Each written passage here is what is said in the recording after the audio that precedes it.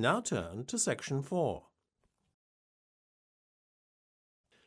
Section 4. You will hear a lecture on the topic of colour psychology. First, you have some time to look at questions 31 to 40.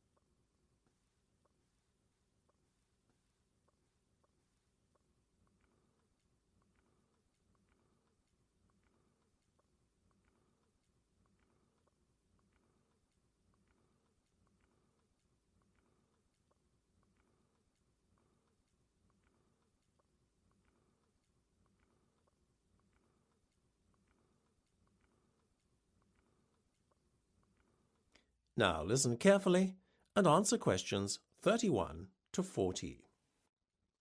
Today I'm going to talk about red. Red is a strong colour that stands out particularly well from background colours. It carries many powerful associations. It often infers danger and warning and is used internationally as the colour for stop signs and traffic lights. In addition, red is the colour our face turns when we are angry, when we see red, but also when we are feeling guilty, shy or embarrassed, in other words, when we blush. Red is also the colour most associated with love. For example, the red rose. Recently, however, a new branch of science called colour psychology has found that wearing red clothing can have a considerable impact on our mood, perceptions and actions, as well as others' perceptions of us. Dressing in red can even change your physiology and balance of hormones and alter your performance in sporting contests. Given the powerful impact of the colour red on humans, it is perhaps a little surprising that many mammals, like dogs, are unable to differentiate between red and green. However, when early primates were striving to adapt to life in tropical rainforests, a new kind of cell evolved in their retina. This cell enabled them to identify red fruit in the green foliage easily. The ability to distinguish red objects soon led to new forms of social signaling.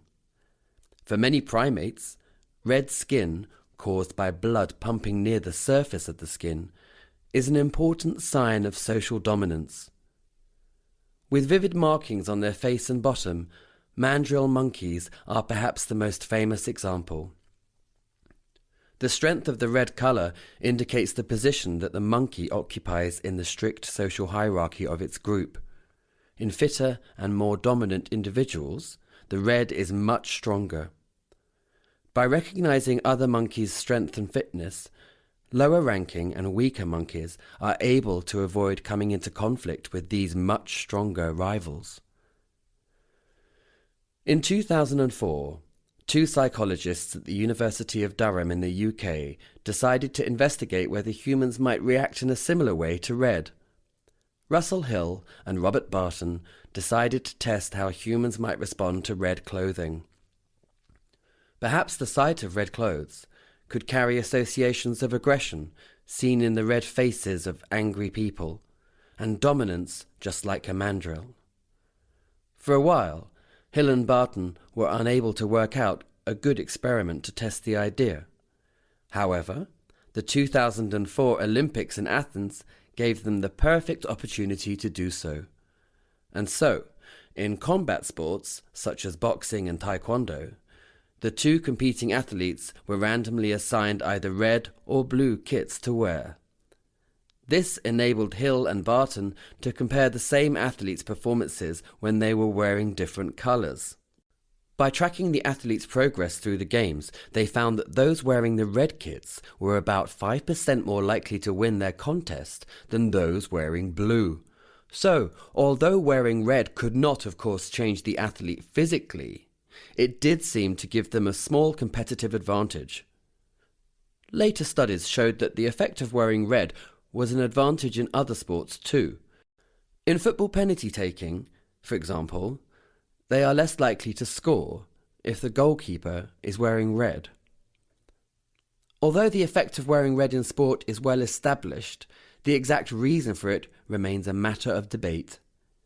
There are 3 possibilities, of which 1, 2, or even all 3 have a significant impact. The first is that people who wear red feel themselves to be more dominant, which boosts their confidence, as well as triggering physiological changes, like an increased heart rate and higher testosterone levels, all of which could improve their performance. Another possibility is that the red colour might intimidate the competitor. So, in just the same way that the less dominant mandrill monkeys tend to avoid competing with the higher-ranking monkeys with crimson faces, the individual may feel socially inferior to a competitor wearing red. The third possibility is that it might have something to do with the referees who score combat sports. In one experiment, the colours of outfits and videos of taekwondo contests were changed, and then the videos were shown to experienced professional referees. Simply changing the colours of the contestants' clothing changed the way the referees scored them. Whoever was wearing red was favoured. Although these early results are fascinating, colour psychology is still a very young science, and many of its findings are still at a very early stage of development. The experimental results need to be confirmed by further studies. However, in the future, the hope is that colour psychology will help in the production of more productive working environments. That is the end of section 4. You now have half a minute to check your answers.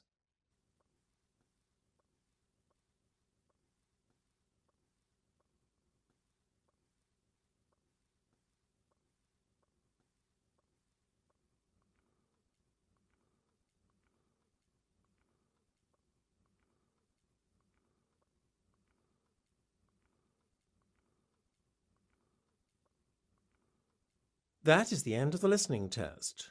You now have 10 minutes to transfer your answers to the listening answer sheet.